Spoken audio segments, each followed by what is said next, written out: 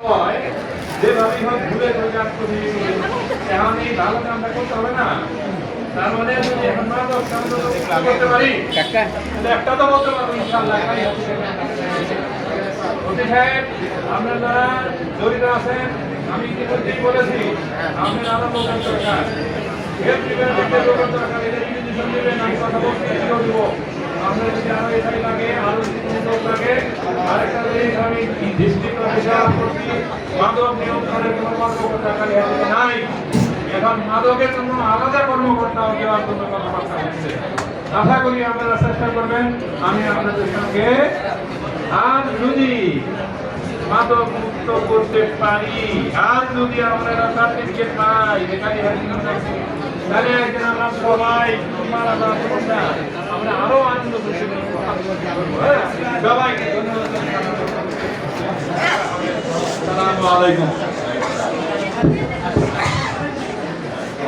ধন্যবাদ মাননীয় সংসদ জনাবুল আমার মোদী সাহেবকে।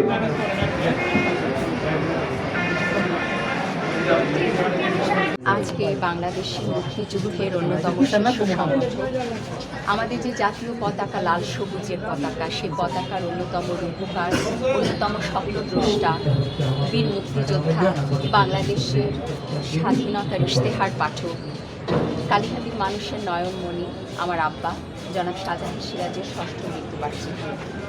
আজকে বাংলাদেশের যে প্রেক্ষাপট, বর্তমানে যে পরিস্থিতি, তাতে আমার আব্বার মতো মানুষদেরকে আমরা অত্যন্ত মিস করি, ফিল করি।